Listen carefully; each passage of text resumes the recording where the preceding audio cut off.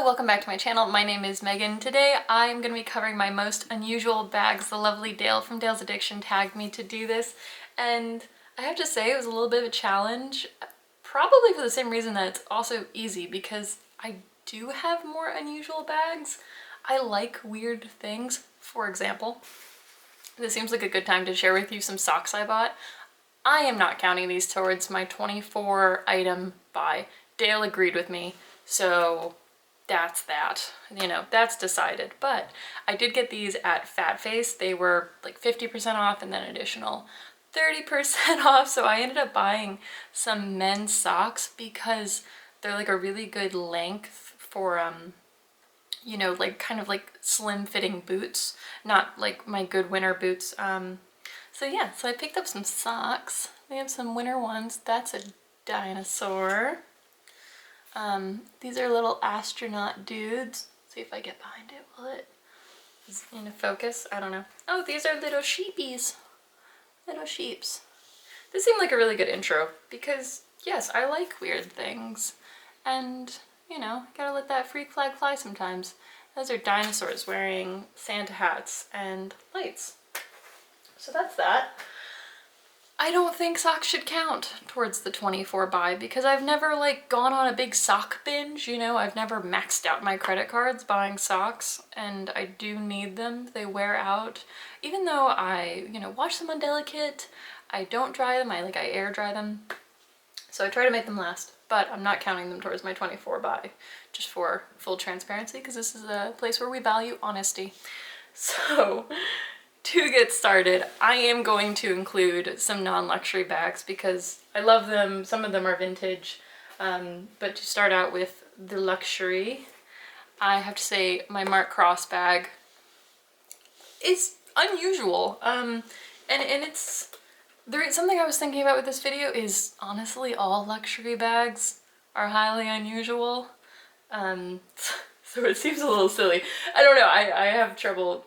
I was having like a whole philosophical debate with myself when it came to this video, and what I wanted to pick, because I wanted to do the tag, but what does it mean to me for things to be unusual? Anyway, I think both of my Mark Cross bags count as unusual. They're not something you see definitely on the street. They're not something that you see on Instagram or YouTube. In fact, part of the reason why I wanted to do my reviews so quickly is just because I couldn't find any information when I was thinking about buying them. And I understand why things are unusual, you know. It could be for a number of reasons. Obviously, you just don't get that kind of attention, so sometimes people don't even know it exists. You know, some people really like a bag for the statement it makes, and it's only making a statement if people like know about the brand. And yeah, and also sometimes it's hard to be motivated to buy things online when there aren't those reviews. I was pretty nervous to make this purchase because even though it was 50% off, it's still a lot of money for a bag you can't try on, but I'm very glad I bought it. So these make my more unusual list. Moving on, I have to include my Tom Ford bag, even though this is just a simple tan flap bag, gold hardware. So in theory, nothing that unusual about it, you know, no sequins, no sparkles, nothing. I just, I never see these bags. I got this at a consignment shop. This was my very first luxury handbag. I just loved it. It's simple, classic, nice room in there. This little slip pocket in front that I never use, slip pocket in the back that I never use. Nice big zipper. It's just pretty. I should do a review on this soon, but I rarely see them. I think it's called the T-clasp, but I'm not entirely sure. If you type in Tom Ford T-clasp, things look like this, but they're not exactly like this, if that makes sense. Moving on, I have to include my Dior, is this a Dior Addict?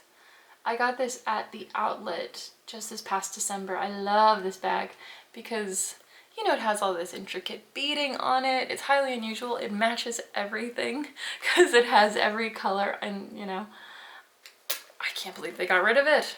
I would highly recommend if you can get to an outlet or if you can find one pre-loved. I love the Dior Addict. It's very slim, and I always wanted a special edition embroidered Dior piece. It kind of looks like crochet to me, and I like to crochet. Continuing on, I have to say my Valextra bag is one of my more unusual pieces. Again, something you just don't see very much of online. I don't know why. It's a fabulous bag. It has a strap that is good crossbody or on the shoulder. It has a top handle. It has a really simple, seamless opening mechanism. I don't know why this bag doesn't get as much attention online, but I'm going to do a review for it very soon, especially if you like understated functional bags. Up next, I have to say it is my Ferragamo box bag. I love this bag. As you can tell, I like a certain style. I'm very into this style. Something with a strap where it can go on my arm. I feel like such a boss when I carry this bag. I feel like when I have this bag, people can tell I mean business because it's big, it's solid, it's so structured, it's a really nice like ladylike bag, but just the color, the nice lines on it, just like, it looks like a good business bag. It's great. Why doesn't this get more love online? I can't tell you, but I did get this at 40% off at Nordstrom about a year and a half ago, I want to say. I'm a little fuzzy on the dates for this one, but I had never seen it in person. I had only seen the promotional videos coming out from Ferragamo on Instagram. Immediately fell in love with it. It's hard to buy it's hard to buy a bag that you've only seen online, especially when there are limited reviews, there's limited tagged photos. So I loved this. I knew that I could return it with it being Nordstrom if it didn't work out for me, but it's been really great so far. Okay, now moving on to some of the non-luxury handbags that I wanted to include in this just because I love them as much as my luxury bags, and they're definitely different. So this is one of my really typical everyday bags when I know it might rain, when I'm traveling and I need some compartments. I will have to look up what brand this is. I don't even know. I looked it up once and it's a really obscure brand. I think they actually make shoes predominantly, but it has this bright blue suede on the sides, kind of like a little bit of an accordion style, but it has 2 pockets and then a center zip. So it's really great. So I can have my phone in my back pocket. You can see it's all, I don't know if you can tell, but it's all curved because I always have this side facing out. So this is against my hip. I've had this bag for years and I love it. I have never seen it since, never seen it on anyone. But then it just has a big zippered compartment. Oh, hey, my grocery list. Old grocery list, I don't know when that was from. But yeah, it just has this big open blue compartment, so I can have my wallet, my keys, things that I want to be a little bit more careful about that I'm not reaching for all the time. In here, let's see, the brand says Brian something. I'll have it written down. But I got this at Nordstrom Rack. You can find so many good, unusual purses at Nordstrom Rack. And if you want to save even more money, I would recommend going to vintage shops or thrift shops. This is one of my favorites. Kind of strange. Definitely a little bit different. This is very beaded, in perfect condition, very bright. I love this bag. It has, I think, a satin interior. I haven't used it in a little while, but it has this bright green satin interior with a little zipper, which I can't imagine really putting anything in. But I used to live in New Jersey for a little while, and oh gosh, fun times. I would work some evenings and at like special events at this one vintage shop. I became really good friends with the owner. She was lovely. We got talking about clothes and math and all this stuff, our lives. She used to work in New York City and it was her dream to open up a vintage shop, so that's exactly what she did. And I bought this there. It's really beautiful. it's different. What